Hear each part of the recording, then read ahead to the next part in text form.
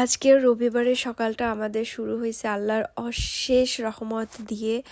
কারণ আমি এর আগে একটা পোস্ট করেছিলাম আমার বিড়াল হারায় যাওয়ার বিষয় নিয়ে, যে আমাদের ছোট বিড়ালটাকে আমরা হারায় ফেলি আর তার কিছুদিন পরে আমাদের বড় বিড়ালটাও মারা যায়।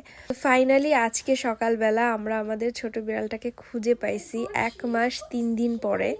ও আসলে আমাদের বিল্ডিংয়ের পেছনেই যে একটা ছোট পাহাড় আছে ওইখানেই ছিল। আর আমাদের নিচতলায় হচ্ছে একজন ভদ্রমহিলা থাকেন। উনি হচ্ছে এই ঘরবাড়ি যেসব বিড়ালের নাই বা কুকুরদের নাই ওদেরকে একটু টেক কেয়ার করেন, খাবার টাবার দেন। তো উনি আমাদের বলে রাখছিল যে যদি কখন উনি দেখতে পায় তাহলে আমাদের জানাবে। তো আমরা এত খোঁজাখুঁজি করার পরও পাইনি, বাট আজকে সকালবেলা উনি আমাদেরকে ফোন দেয়। তো ফোন দিয়ে বলে যে উনি আমাদের বিড়ালের মতো একটা বিড়াল দেখতে পাইছে, তো আমরা যেন নিচে নামি। তো ইয়ানিস সঙ্গে সঙ্গে নিচে নেমে দেখে যে হ্যাঁ এটাই। তো তো আসতে চাচ্ছিল না, বাট পরে আস্তে আস্তে অনেক কষ্ট হচ্ছে ওকে ধরে নিয়ে আসছে। তো আল্লাহর কাছে আসলে মানে শুকরিয়া আদায় করার মতো ভাষা নাই আমার। কারণ এত ঝড় বৃষ্টি গেছে এই একটা মাসে, এর মধ্যে যে ও ওইভাবে বেঁচে আছে এটাই আসলে অনেক বড় একটা কিছু, যে ও সারভাইভ করতে পারছে অ্যাটলিস্ট।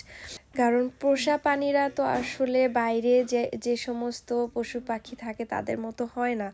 তো তারপরও যে ও বেঁচে আছে এটাই আসলে অনেক ছিল। আর ও বারবার শুধু খাবার খুঁজতেছিল, বাট আমরা অল্প অল্প করে দিচ্ছিলাম, কারণ এতদিন ও খায় নাই ঠিক মতো। একবারে যদি বেশি খাবার দেওয়া হয় তাহলে পরে ওর সমস্যা হয়ে যাবে। আর কেমন যে শুকায় গেছে, আমি আসলে ওকে দেখেই কান্না করে ফেলছিলাম। এতটা শুকায় গেছে, ও যে এত হেলদি ছিল সেই বিড়ালটা কেমন হয়ে গেছে। তো এখানে ওই ইয়ানিস কোলে করে নিয়ে আছে ওকে, ও আদর দিচ্ছে।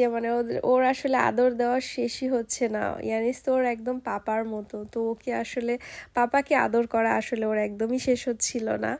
তো যাই হোক, আমরা আসলে অনেক অনেক খুশি এই মুহূর্তে। আর আমরা অলরেডি অ্যাপয়েন্টমেন্ট নিয়ে নিচ্ছি ভেটেরিয়ানের কাছে, ওকে নিয়ে যাব ডক্টর দেখাইতে একটু পরেই।